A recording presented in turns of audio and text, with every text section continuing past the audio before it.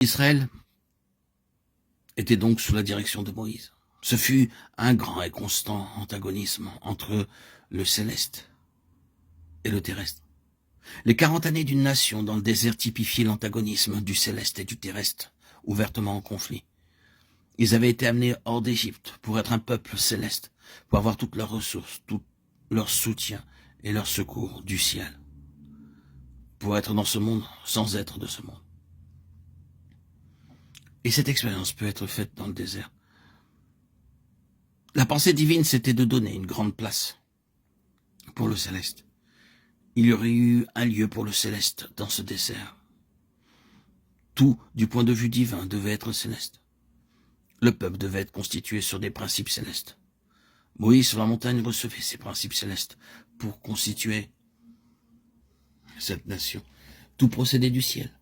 Toute leur relation avec Dieu dans le désert, centrée sur le tabernacle, était issue du ciel. C'était le modèle montré sur la montagne. Il était céleste. Rien n'était laissé à l'appréciation de l'homme. Leur progression de jour en jour était céleste. Par le moyen de la colonne de nuée et de feu, tout était céleste. La guerre avait un arrière-plan céleste. Moïse, sur le sommet de la montagne, levait ses mains vers le ciel pendant que la bataille se déroulait dans la vallée. Le ciel dirigeait cette guerre. C'est une guerre céleste. Tout était un moyen pour apprendre ce que signifiait le céleste. Mais ils ont échoué dans l'apprentissage de ces leçons. Ils voulaient revenir en bas sur cette terre, ils rejetaient le céleste.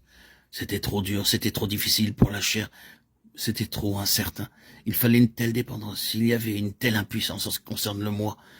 Ils ne pouvaient pas apporter leur aide et nous voulons tellement nous aider nous-mêmes dans ce domaine. Tout était tellement céleste, mais c'était très réel.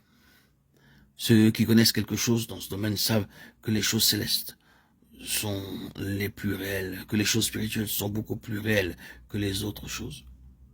Mais ils n'ont pas voulu la voie céleste.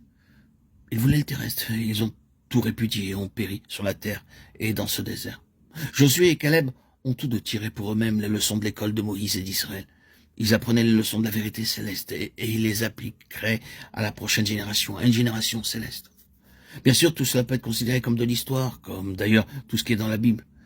Mais je suis sûr que beaucoup parmi vous y lisent leur propre histoire.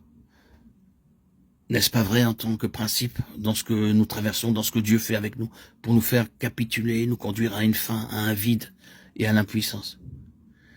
Mais par un certain pouvoir que nous ne ressentons pas, duquel nous ne sommes pas conscients, nous allons de l'avant, nous sommes attirés hors d'eux et établis sur. C'est l'histoire de beaucoup de ceux qui ont survécu quand il semblait que tout s'en était allé, que tout était perdu. Car nous avions failli, déçu le Seigneur, sans penser qu'il pouvait y avoir encore un espoir. Mais il y a un avenir. Nous avons continué. Il y a quelque chose qui est en nous, qui nous fait progresser, qui fait qu'à ce jour, nos cœurs sont plus établis sur ce qui est de Dieu que jamais auparavant. Et pourquoi est-ce ainsi? Ce n'est pas parce que nous avons eu plus de succès, ni parce que nous avons connu moins d'échecs et de faiblesses. Non, non. Mais plutôt parce que nous avons appris la leçon de notre propre faiblesse. Nous savons aujourd'hui mieux que jamais que ce qui est bon, je le sais, n'habite pas en moi, c'est-à-dire dans ma chair. Romains 7, 18. Aujourd'hui, le Seigneur a son droit de rachat plus établi sur nous qu'autrefois. Qu'est-ce que tout cela? C'est un mystère. Oh, grâce soit rendue à Dieu, c'est vrai. Remercions Dieu pour sa grâce souveraine. C'est la preuve évidente qu'il nous a adressé un grand appel et qu'il ne sera satisfait que quand il nous aura fait parvenir à la plénitude de son terme. Puissions-nous continuer, quel qu'en soit le prix.